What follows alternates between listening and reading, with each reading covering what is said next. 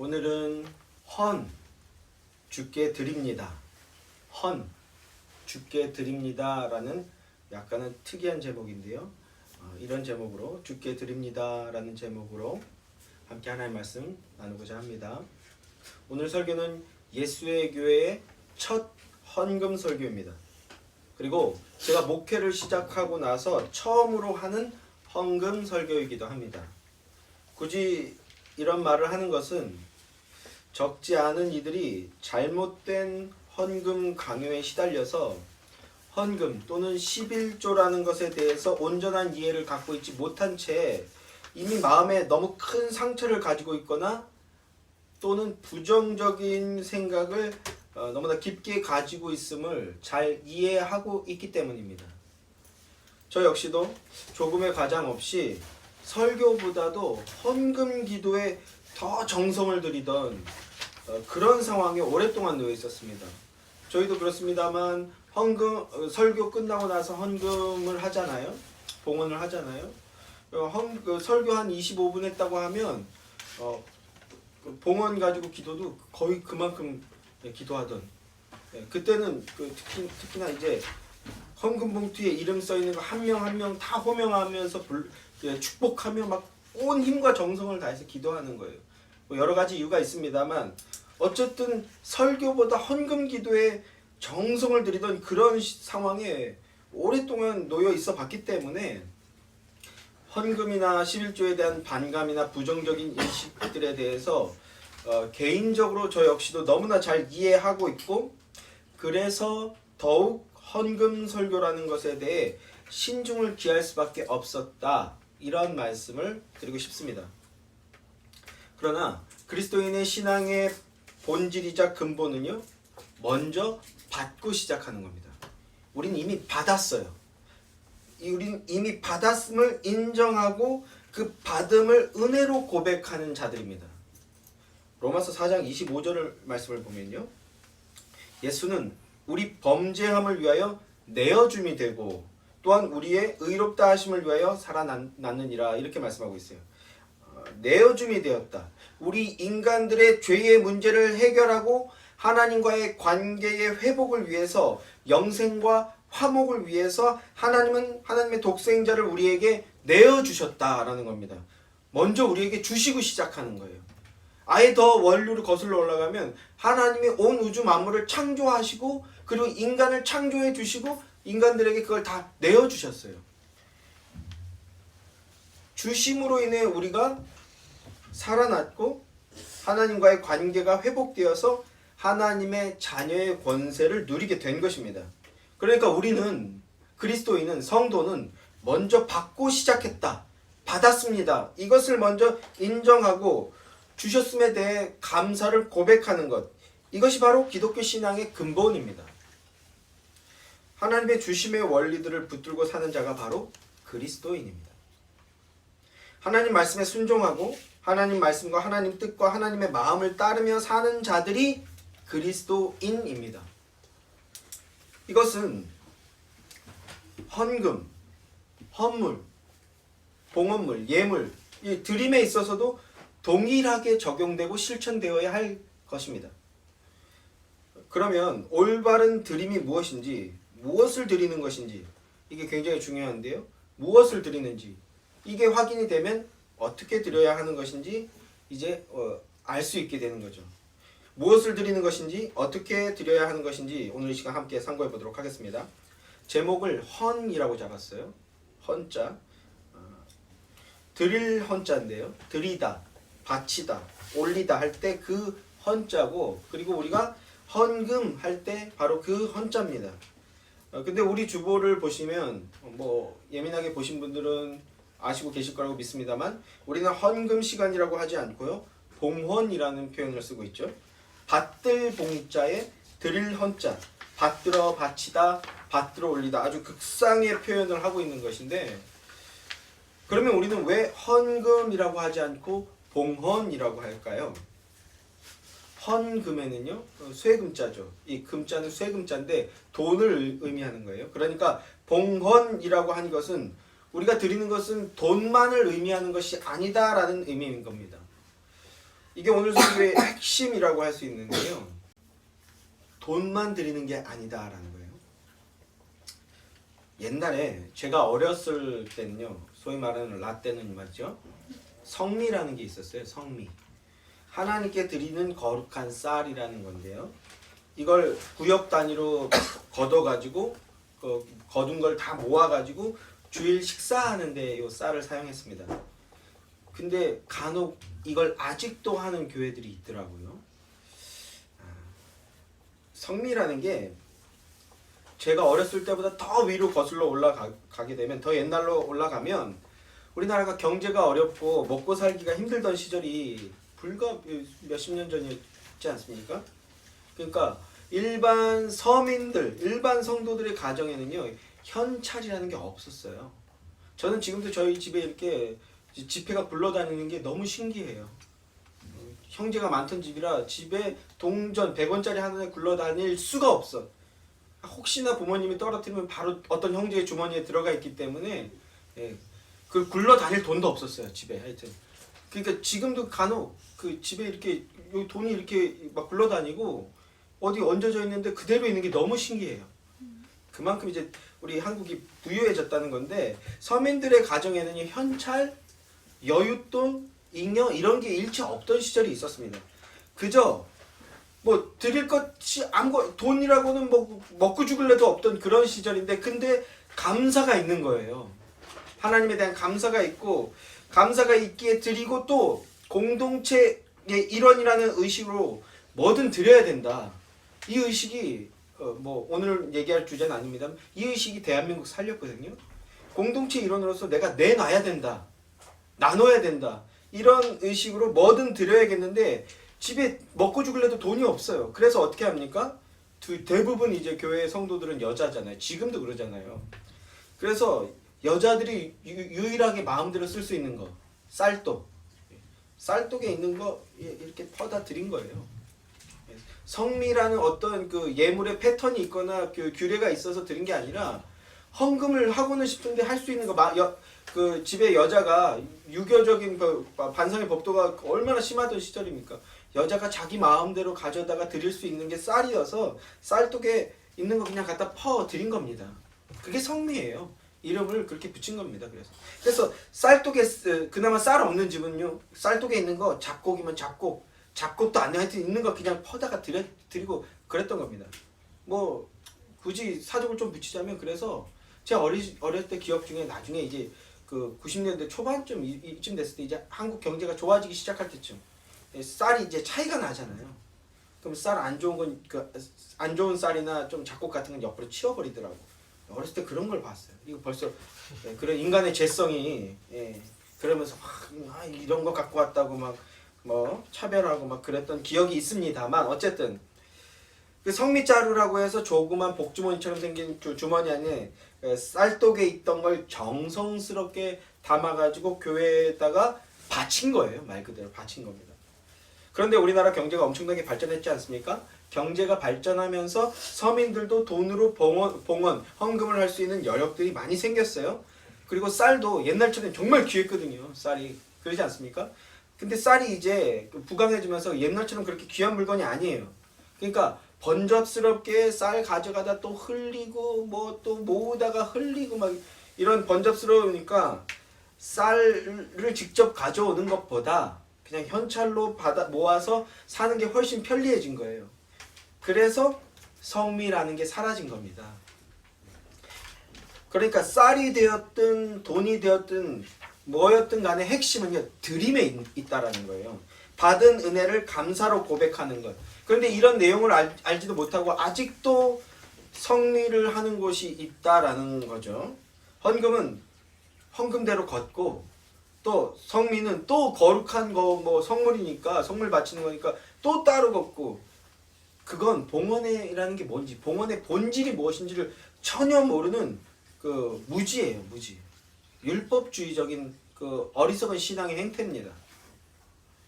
자, 우리가 헌금이라고 하지 않고 봉헌이라고 하는 것은요, 첫째, 꼭 앞서 말씀드린 대로 돈을 드려야 되는 것이 아니기 때문에 봉헌이라는 표현을 쓴 겁니다. 꼭 돈을 드리지 않아도 됩니다. 그럼 여러분 무엇 들으실 건가요? 여러분 다시 한번 말씀드리는데 꼭 돈을 들이지 않아도 돼요.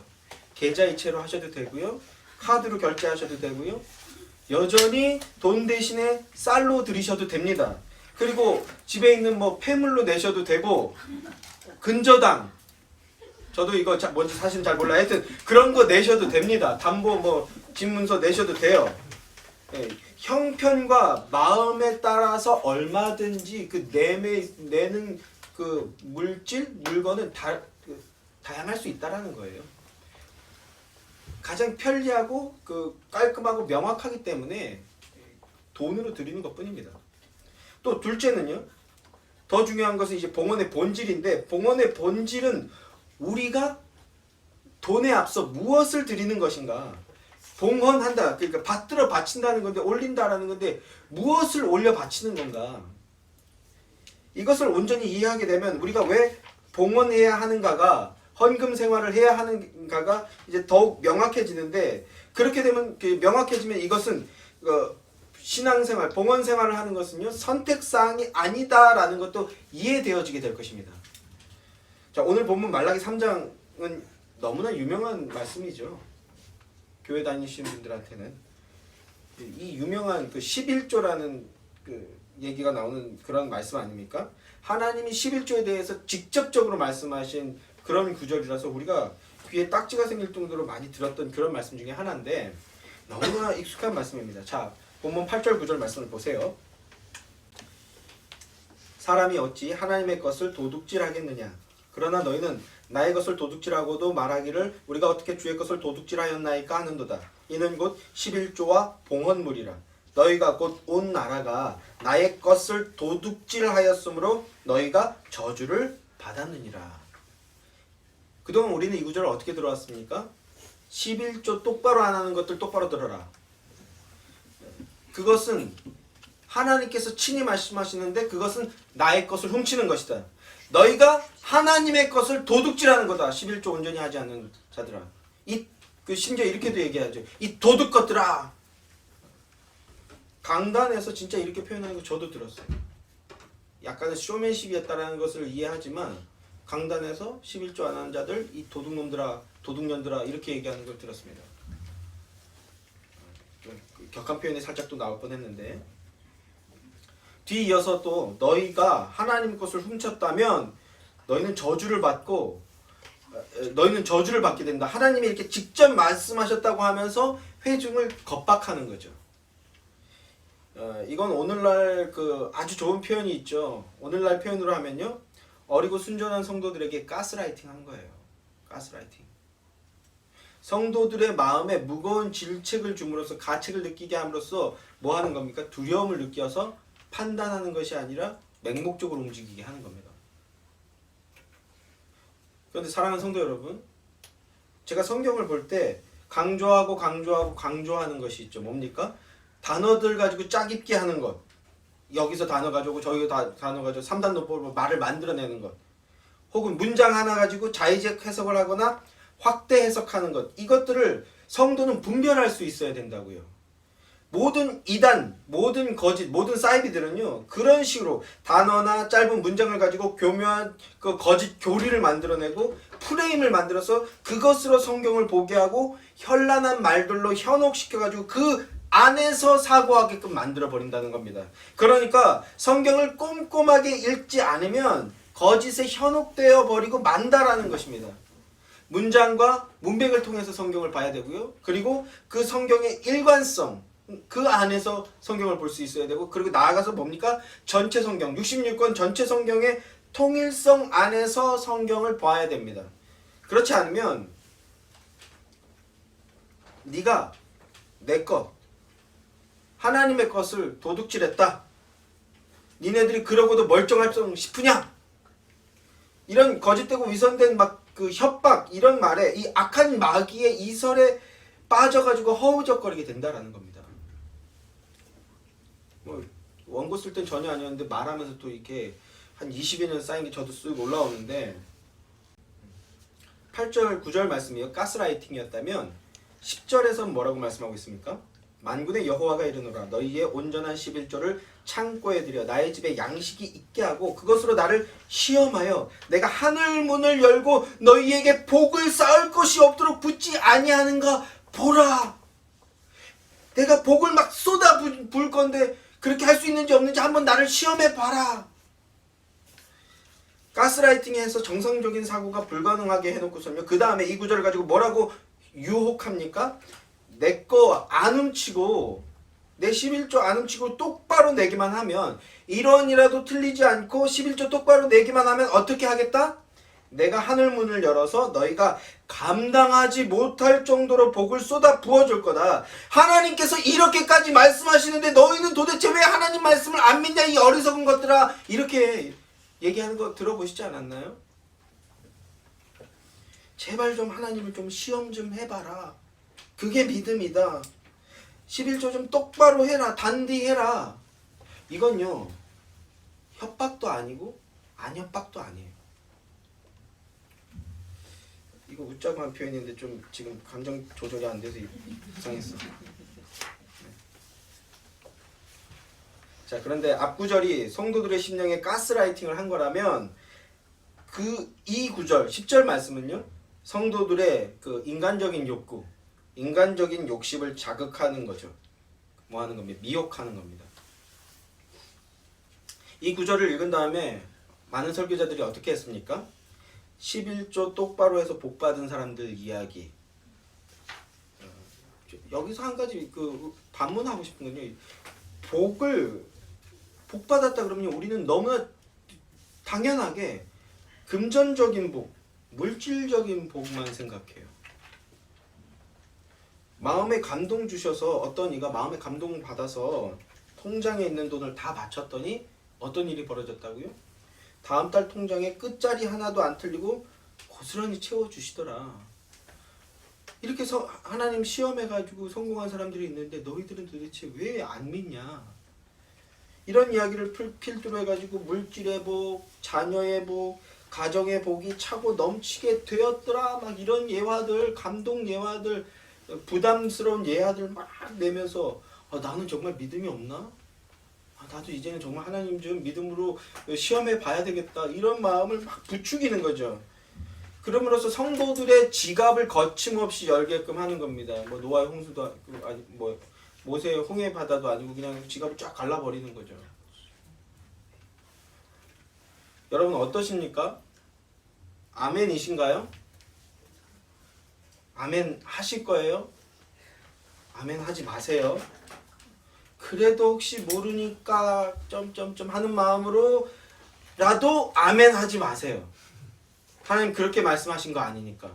말라기 3장 말씀으로 이제 지갑을 아낌없이 내어놓으면 내가 겁절로 줄 수 있는데 너희는 나를 왜 시험하냐. 11조 1원이라도 띄어먹는 건 넌 그건 내 거 도둑질하는 거다. 이렇게 말씀하신 것 아니니까 혹시 모르니까 점점점 하는 마음으로라도 아멘 하지 마시기 바랍니다.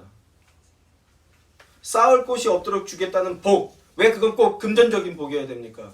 그 마음부터 그 육신적인 소욕부터 지어내야 돼요. 교회는 그거 하는 곳입니다.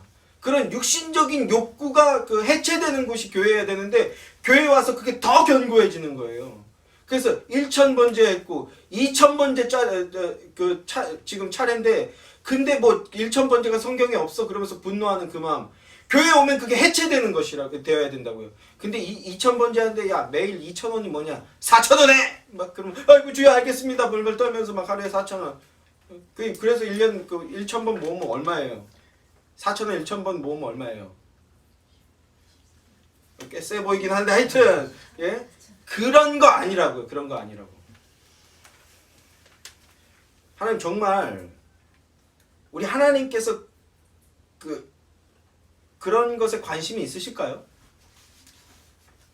만약에 그 물질적인 그 유동 가치 자산 뭐 이런 거에 관심이 있다면 하나님은 뭐에 관심이 있으실까요? 기본적으로 원화에는 관심이 없으시겠죠. 엔화? 아니면 위안화? 아니면 달러? 아니면 어디에 관심이 있을까요? 온 우주 차원인데 뭐 100만 원? 야 이게 돈이냐? 달러로 가져와! 이렇게 하시지 않을까요? 요새 달러도 위험하다. 금으로 가져와. 뭐 이렇게 하시지 않을까요? 그런 거에 관심 있으면? 금 정도는 내야 그게 제대로 된 거지. 아니 요새는 아예 그냥 비트코인으로 가져와. 하나님이 관심이 있다면 그런 것들에 관심이 있겠죠. 성도가 막 2,000원짜리 내면 장난치냐? 이렇게 하시지 않을까요? 여기 그런 거 실제로 본 사람들이 많이 있어요. 네. 하나님은 온 우주 만물을 창조하신 분입니다.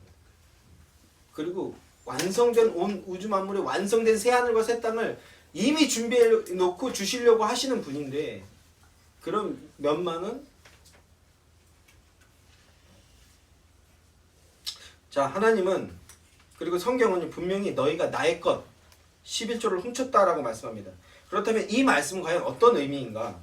앞서 말씀드렸죠. 문장과 문맥 그리고 성경 기록 당시의 정황, 상황, 저자의 상황 그리고 성경 전체의 통일성 이런 것들을 총취합해서 해석을 내놔야 되는 거예요. 그리고 해설해야 되는 겁니다.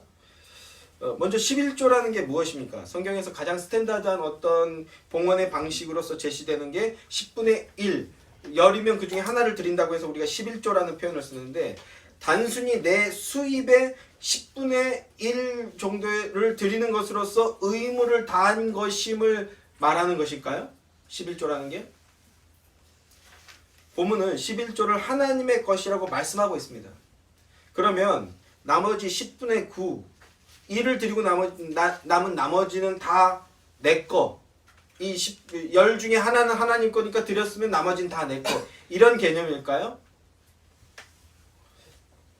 성경 전체는요. 신약에서는 사실 11조를 거의 언급하고 있지 않기 때문에 성경 전체라고 해도 구약을 위주로 의미하는 것이긴 하지만 그러나 성경 전체는요. 그런 게 아니다라고 말씀하고 있어요. 11조는 그런 게 아니다라고 말씀해 주고 있습니다. 자, 이제 성경을 좀 찾아볼 건데요. 이 11조라는 말이 제일 처음으로 등장한 것은 창세기 14장입니다. 창세기 14장. 이때는요, 아직 율법이라는 게 제정되기 전의 상황인데 창세기 14장 18절부터 20쪽 말씀을 보면 11조라는 말이 처음으로 등장합니다.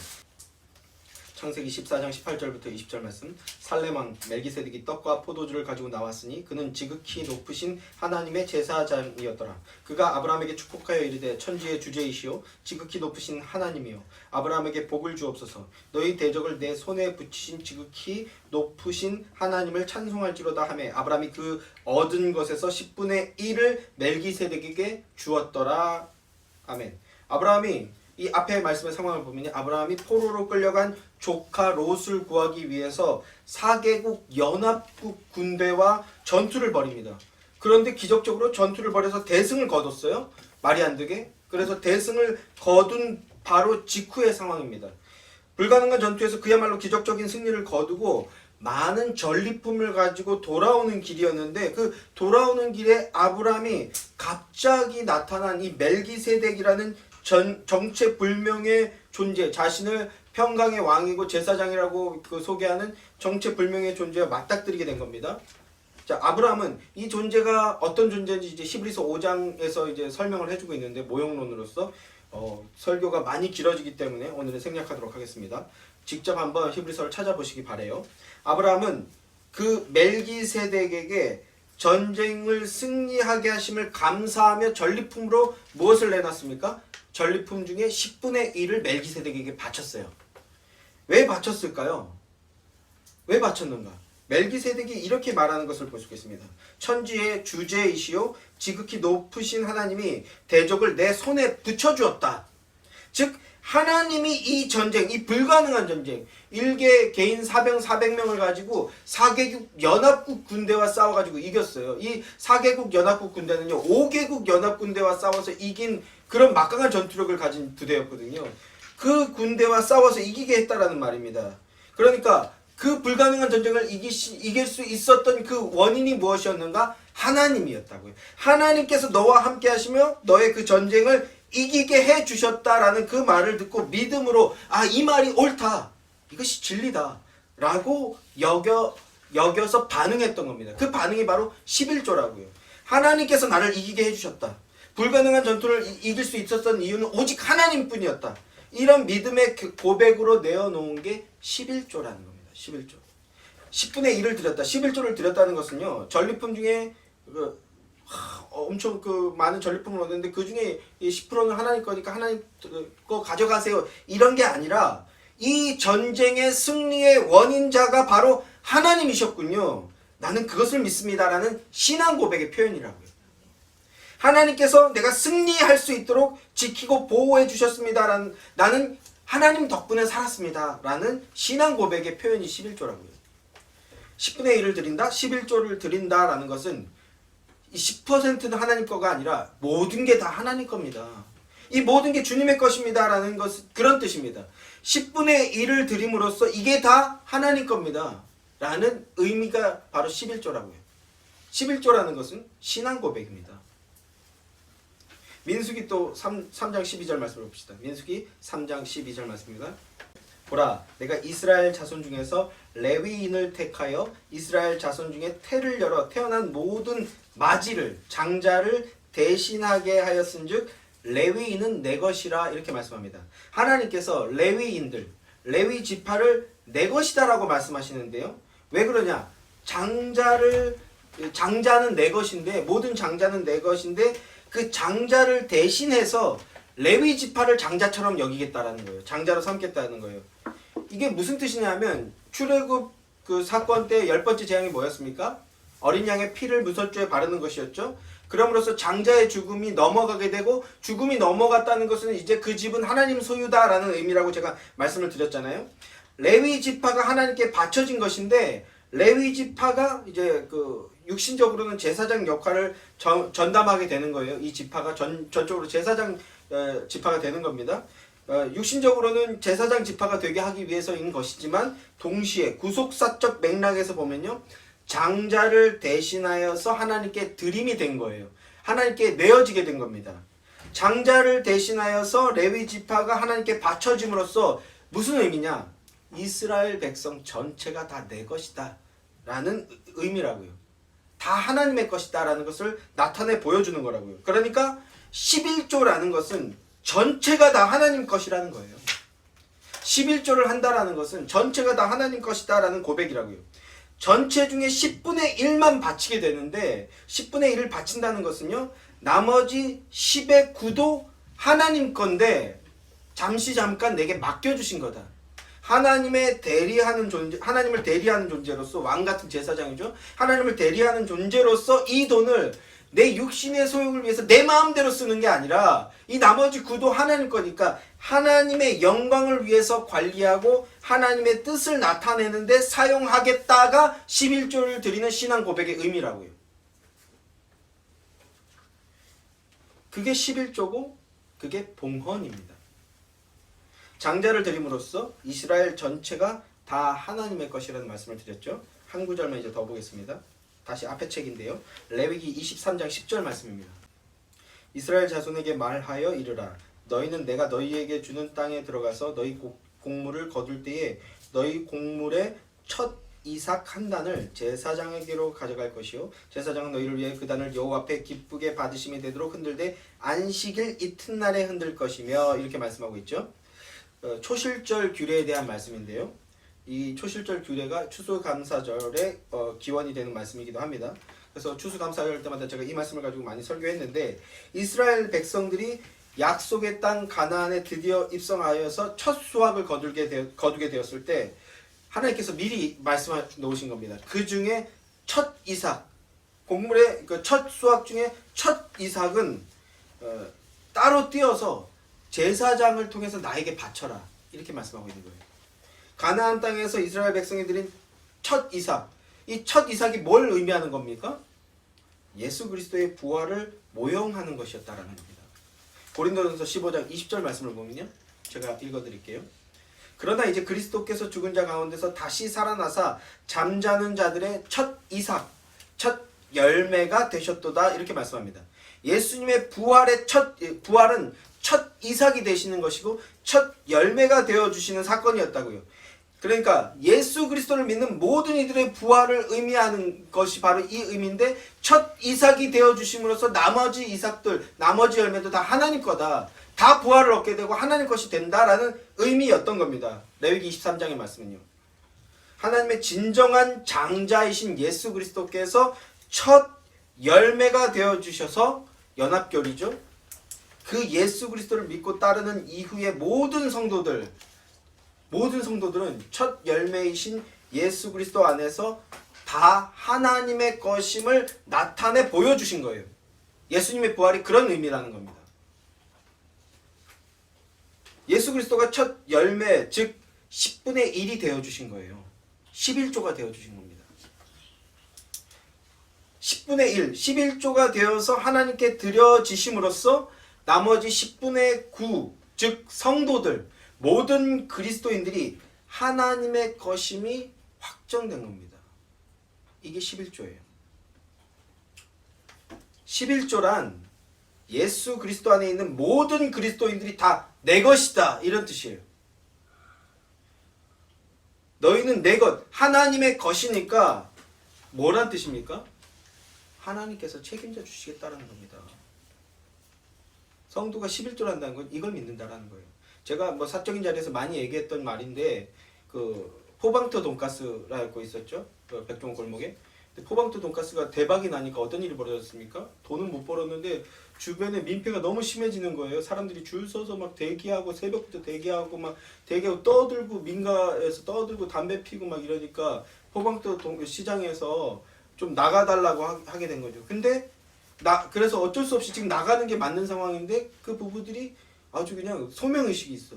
음식에 모든 투자를 하느라 모아둔 돈이 없다라는 거예요. 나가는 게 맞는데 나갈 수 있는 여력이나 형편이 안 된다. 그때 백종원이 그 말을 듣고 뭐라고 얘기합니까? 제가 따로 많이 말씀드렸죠. 백종원이 뭐라고 얘기했어요? 그 포방터 돈가스 사장한테요.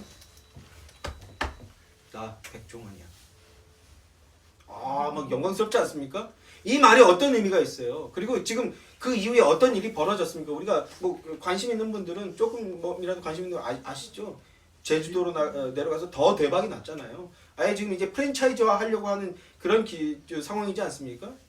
그 시작이 뭐예요? 나 백종원이야. 나만 믿어. 꼴랑 인간 그 어떤 그 회사 사장의 말도 우리가 뭐 영광됨을 느끼는데 하나님께서 11조를 바치는 자들에게 뭐라고 말씀하시는 거라고요? 나 하나님이야. 너 내 거야.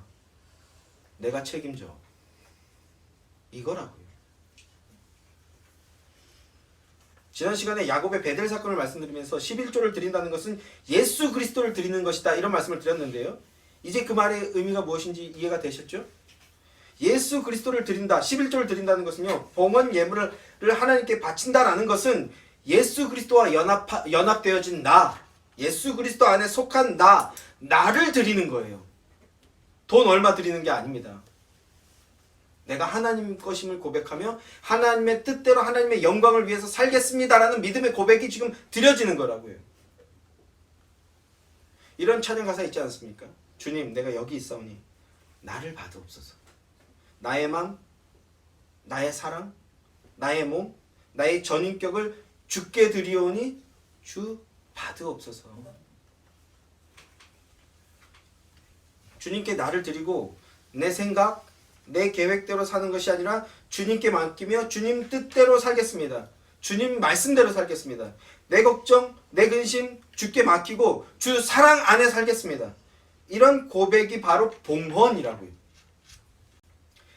나는 예수 그리스도의 십자가로 살고 나는 성령 하나님의 지혜를 힘입어 살고 나는 성부 하나님의 은혜로 사는 자입니다 라는 믿음의 고백을 외적으로 표현하는 것이 바로 봉헌 11조입니다.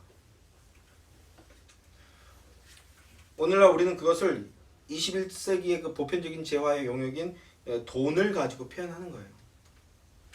돈은 외적인 표현 방식 중에 하나일 뿐이지 돈 자체가 11조가 아니라는 겁니다.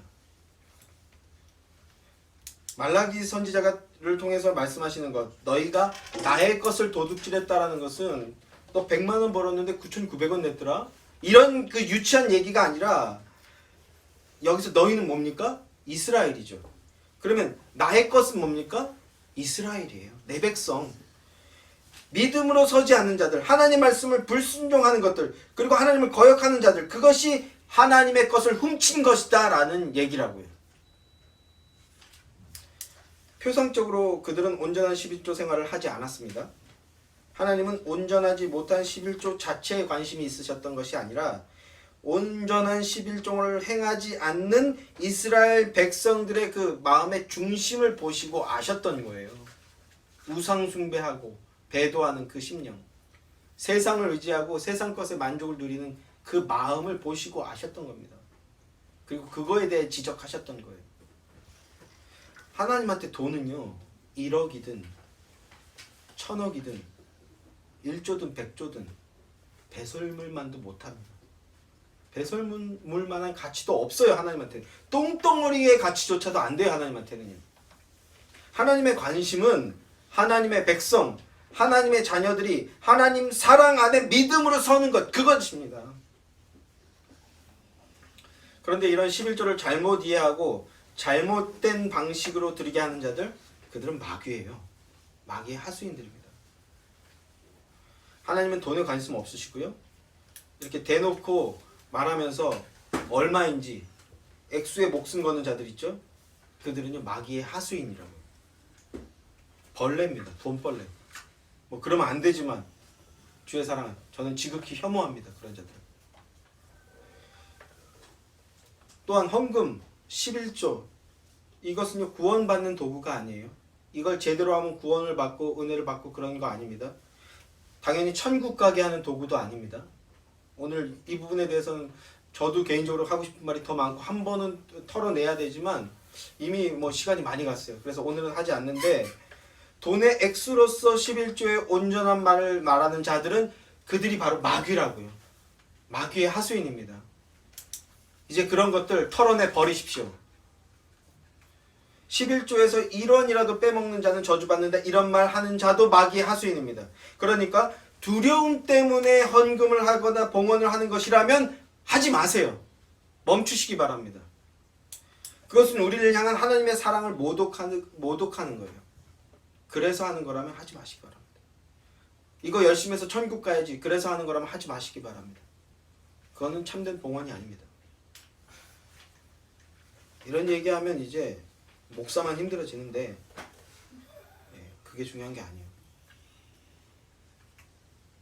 하나님 주심에 대한 감사로 하는 것이고요, 믿음의 고백으로 하는 것이고, 우리를 향한 하나님의 사랑에 대한 보답으로 하는 것이 헌금입니다.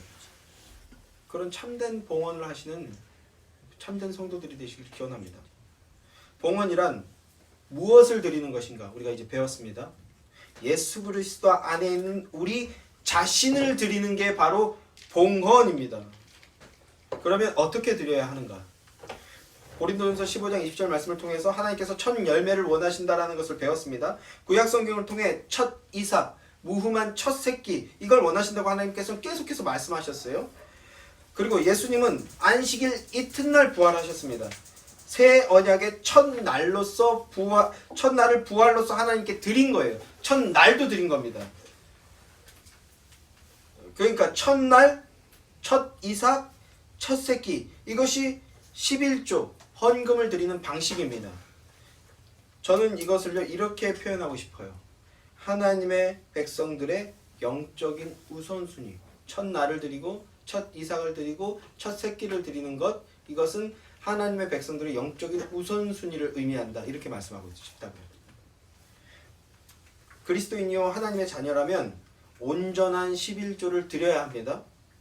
그리고 그것은 계속 앞서 말씀드렸지만 수입의 얼마 0.1원 이런 거 아니라고요. 이 정도가 아닙니다. 하나님의 자녀라면 하나님께 믿음을 보여드려야 되는 거예요. 그게 의무입니다. 나의 신앙이 정말 그리스도 안에 있는지 스스로를 확인하며 하나님 앞에 충성심을 나타내 보여드려야 되는 겁니다. 그러니까 먼저 일주일의 첫 시작인 일요일, 우리는 주일이라고 하죠. 주님의 날이라고 하죠. 주일을 온전히 하나님께 드려야 됩니다. 둘째는요, 하루의 첫 시작, 첫 시간을, 눈 뜨고 맞이하는 첫 시간을 주님께 드리십시오. 저도 청년 때 어드모님께 설교 들어서 의식적으로 그런 기도를 했는데 일부러 훈련을 좀 했는데 일어나죠. 하나님 잘 잤습니다. 뭐 이런 거 있잖아요. 첫 시작을 주님께 드리면서 시작하는 거죠. 자기 전에도 우리가 기도하는 이유가 거기 있습니다. 일어나서도 제일 먼저 기도하면 시작하십시오. 기도로 시작하고, 그러니까 꼭 일어나자마자 입을 탁 무릎 꿇고 앉아있고 주여 오늘도 하늘 주게 꼭 이렇게 하라는 의미는 아니에요. 딱 정돈된 자세로 그렇게 한다면 가장 좋겠지만 바쁜 현대인들에게 그런 어떤 패턴대로 해야지 하는 그 욕심에 오히려 다 망쳐버리는 거예요. 눈 뜨자마자 하나님 이렇게 기도합니다. 오늘도 공장 가서 저 때문에 우리 공장 잘 돌아가게 해주십시오. 요새는 제가 이제 4년차가 돼서 여기저기 이렇게 잔소리할 일이 많아졌더라고요. 그래서 저랑 약간 불편한 관계에 놓인 분들이 몇몇 분 있어요. 제가 뭐 조직의 규율을 되게 강조하는 스타일이라서 어디 가나 꼰대라고 얘기하잖아요. 요즘은요. 저보다 연배 높으신 분들한테도 최우선은 그 작업 반장이에요. 그분의 룰에 쫓아가게 만드는 거. 그래서 왜 오버하냐 막 이런 얘기를 하다가 좀 불화하게 된 분들이 있는데, 하나님 오늘 가서 오버하지 않게 해주시고 겸손하게 내 할 일만 열심히 해서 저 때문에 공장이 잘 돌아가고 또 부자 되게 해주십시오. 공장이 부유해지게 해주십시오.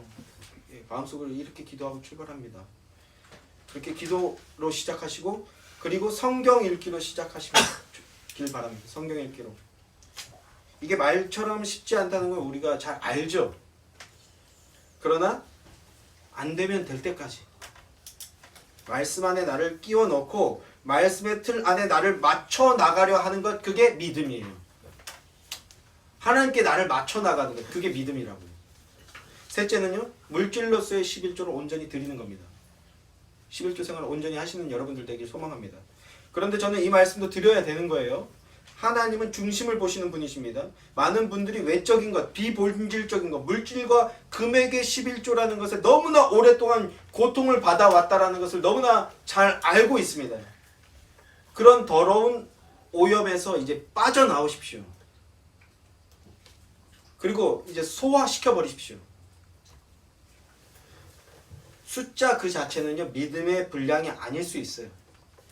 예수 안 믿으면서 11조 정확하게 하는 사람들이 있습니다. 교회 안 나오면서 돈으로서의 11조, 교회 주일날 예배 한 번도 제대로 안 나오면서 제대로 하는 사람들이 있습니다. 정확하게 하는 사람이 있습니다. 그러면 11조 온전히 한 겁니까? 아니라는 거예요. 아닙니다. 하나님은 그 돈 관심 있는 게 아니라고요. 마음 없이 행한 것, 하나님은요 바보 아니세요. 다 알아요. 그것 받지 않으시고 기뻐하지 않으십니다. 또 예수님은요 과부의 2렙돈을 칭찬하셨어요. 중심을 보시는 하나님에게 숫자라는 건 매우 상대적인 겁니다. 믿음의 온전한 고백으로 믿음의 분량만큼 하시기 바랍니다. 믿음의 분량만큼. 금액은 얼마든지 상관없어요. 먼저 드리고 시작하십시오. 10분의 1이라는 금액이 부담스러우신 분들은요 10분의 0.5 하셔도 됩니다. 이걸 깎아내려서 보는 거, 그게 죄성이에요. 전혀 상관없습니다. 하나님이 그 연약한 마음, 상황 다 아시고 다 헤아리고 계십니다. 믿음이 장성해지면요, 우리 왜 10분의 1만 하려고 합니까? 믿음이 장성해지면 10분의 2도 하고 10분의 3도 하시기 바랍니다. 그런 사람들 많아요. 그런 사람들 많습니다. 100만 원 벌어서 꼭 10만 원? 이거 했으니까 지켰어. 이게 아니라 20만 원, 30만 원. 그리고 20만 원, 30만 원에 준하는 마음과 행함과 헌신으로 드려도 되는 겁니다. 하나님 마음 보시는 분이시라고요. 전심으로 하나님 말씀 믿고 따르려고 하는 것, 그게 11조라고요. 근데 어느 순간 되면요 돈밖에 드리지 못하는 상황도 와요. 그게 더 안타까운 겁니다. 전인격으로 하나님께 드려지시기 바랍니다. 저는 여러분들이 그만큼 믿음으로 성장하고 단단해지기를 주님의 이름으로 소망하고 기원하고 축복합니다. 기억하실 것은 이 11조를 드림에 있어서 시간의 우선순위를 세워놓고 지켜야 되는 것이 너무나 중요하다라는 거예요. 영적인 우선순위라고 말씀을 드렸죠. 11조를 드림에 있어서 시간의 우선순위를 세우고 지키시기 바랍니다. 해보신 분들은 알아요. 이걸 조금이라도 미루면 안 된다라는 거, 못하게 된다라는 거예요. 물질이든 시간이든 날이든 인격이든 미뤄두면요 안 돼요. 먼저 드리고 시작해야 됩니다.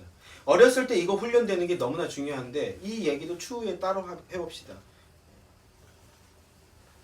금액보다 우선 먼저 드리는 것, 이게 훨씬 더 중요합니다. 일주일과 하루와 물질의 우선순위를 세워서 어떻게 하든지 최우선으로 드리는 것, 그것부터 행하는 겁니다. 제가 요새는 이제 7시에 출근하거든요. 감사하게. 그래서 이게 감사해요. 그래서 원래 일어나던 시간에 컨디션이 안 좋을 때도 그래서 못할 때도 있습니다만 저도 그러나 일어나던 시간에 일어나서 성경을 읽고 출발하죠. 근데 이거를 오늘은 너무 컨디션이 안 좋다. 성경 좀 갔다 와서 읽어야 되겠다. 그러면 비슷한 시간인데도 못 읽게 되더라고요. 요거를 조금만 순위를 바뀌면 분명히 시간으로서는 어느 지점에 시간이 있는데 안 지켜지더라고요. 성경 읽기. 목사가 성경 읽기, 이게 개인적인 성경 읽기죠. 그러니까 설교 준비를 위한 성경 읽기 말고 이것도 못 지키더라고요. 우선순위를 대로 안 하면. 성경 읽기조차도 그런데 이게 물질로 넘어가면요 어렵다라는 거예요. 그러면 전인격은요 더 어려워지고요. 삶은요 훨씬 더 어려워지는 겁니다. 우선순위를 세워서 먼저 드리고 시작하는 거예요. 먼저 드리고. 특별히 우리 청년 성도 여러분들에게, 대부분 이제 청년들이니까 여러분들에게 강조하고자 하는 겁니다. 주님 앞에 우선순위를 세워서 우선순위를 지켜 나가십시오. 날과 시간과 물질의 우선순위를 세운다는 것은요 주님께 굴복하는 것이고 주님 뜻대로 살겠습니다라는 믿음의 고백이고 신앙의 증거입니다.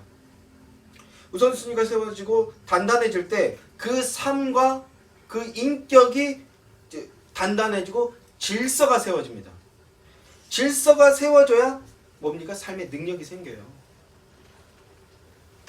마치 우선순위를 세운다는 것은 건물의 기초, 기둥을 세우고 골조를 세우는 것이라면 질서가 잡히게 되는 것은요 건물의 벽면을 세우는 것일 겁니다. 우선순위를 세우고 그것을 힘써 지켜나가면 건물이 세워지고 벽이 세워지는 것이죠. 그렇게 세워지고 지어진 건물이라면요 그 건물은 절대 허물어지지 않고 안전해지는 것과 똑같은 원리인 겁니다. 능력 있는 삶이 되고 하나님께 영광을 드러내는 삶이 되고 나아가서 나와 이웃을 살리고 함께 화목하며 함께 기쁘게 살아가는 삶이 될 것입니다. 그런 믿음의 은혜의 역사가 주님께 드리는 삶을 통해서 나타나시는 여러분들 되시길 주님의 이름으로 소망하고 기원합니다. 장로교회는 교회의 일원으로서 건전하고 정기적인 헌금 생활을 하는 것을 성도의 의무다라고 가르칩니다. 유기명으로 헌금 생활하는 것을 정당한 회원의 의무요 특권이라고 말합니다. 그리고 건전한 헌금 생활은 개인의 신앙과 삶과 인격의 유익과 덕을 세우게 해줍니다. 그리스도 안에서 건덕을 누리는 복된 성도들 되시길 소망합니다.